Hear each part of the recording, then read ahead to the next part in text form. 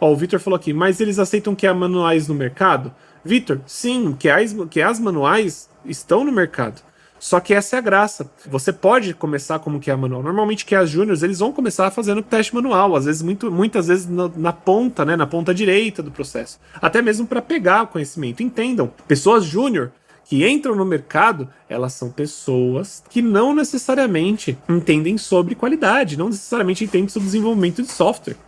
Pelo menos não num nível muito profundo. Não tô falando isso do pessoal da mentoria. Quem tá fazendo a minha mentoria e for entrar como QA Júnior já tá muito bem no mercado. Vai estar muito preparado não somente para entrar no mercado, mas para poder crescer no mercado. Mas você entende o que o mercado realmente precisa e às vezes ele não consegue ver, algumas empresas não conseguem ver, tipo, vai oferecer R$2.500 para um QA, porque ele acha que ele é só aquele cara que vai ficar testando na ponta direita do processo. Vocês entendem isso? É triste falar isso. Sinceramente, eu me sinto um pouco triste de falar isso pra vocês, porque acontece. Não é todo mundo que trabalhou com uma pessoa de qualidade que saiba trazer qualidade para um processo e não somente testar manual ou somente testar. E olha que doido. Tem muitas pessoas no mercado, na área de QA, que elas acham que é um QA manual e se eu aprender a automatizar, eu sou um QA engineer.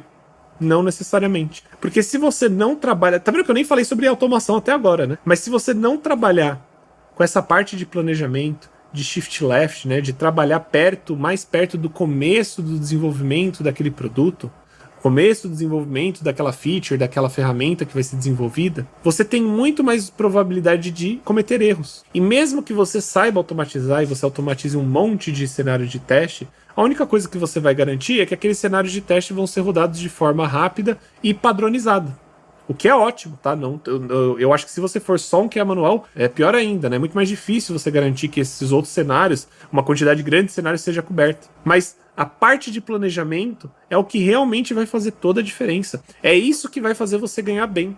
É isso que vai fazer você crescer no mercado. É isso que vai fazer você trazer qualidade para um produto e trazer cultura de qualidade para um time.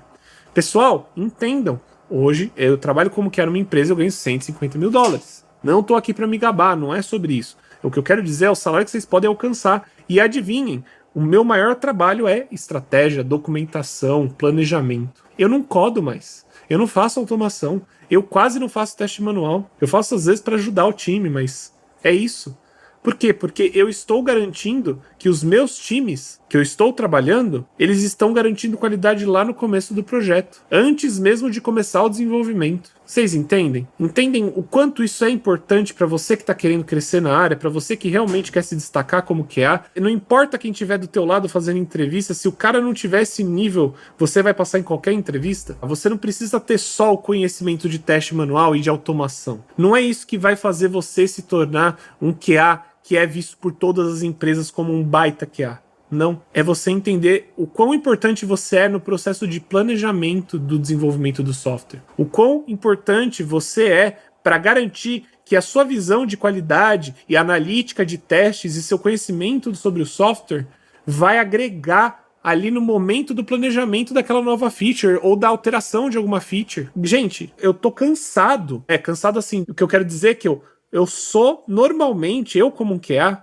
colocando isso em prática, eu sou literalmente a pessoa que sabe mais sobre o software do que qualquer outro. E talvez você que seja QA manual, tá trabalhando como QA manual mesmo, ou QA engineer, mas não trabalha tanto na parte de planejamento, porque às vezes não tem essa visão, não tem essa cultura, você fala assim, poxa, mas realmente, eu às vezes sei muito mais do sistema do que o cara que é dono do produto, que é o PO, que é o Product Manager. Eu sei muito mais do sistema do que às vezes o desenvolvedor que codou tudo aquilo. Por quê? Porque você testa esta merda todos os dias. Você é o usuário mais importante para a empresa. Você está usando aquele sistema, todo dia você retesta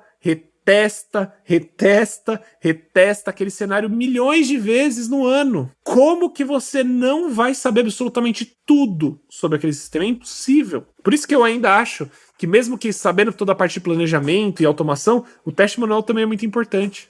Porque ele te transforma nessa pessoa que sabe absolutamente tudo e qualquer coisa sobre o teste. Integrações que as pessoas nunca pensaram na sua cabeça é algo óbvio. E pessoal, olha como esse mindset do QA é louco. Eu tava vendo um vídeo, talvez eu possa mostrar numa outra ocasião.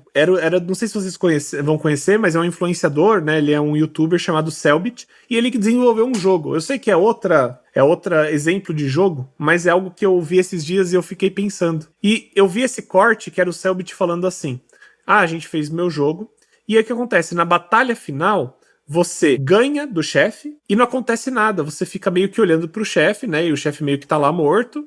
E você segue reto. E aí, depois que você segue reto, você finaliza o jogo. Vai aparecer, sei lá, as mensagens, os créditos do jogo. Qualquer coisa do tipo. Só que acontece, teve um streamer, que é o Alan Zoca, que ele jogou esse jogo, ele chegou no chefe final, derrotou o chefe final, e ele, ao invés de ir pra saída, né, que é o caminho óbvio, ele voltou. Ele voltou pro mapa anterior. E aí ele acabou entrando num ponto que simplesmente não existia.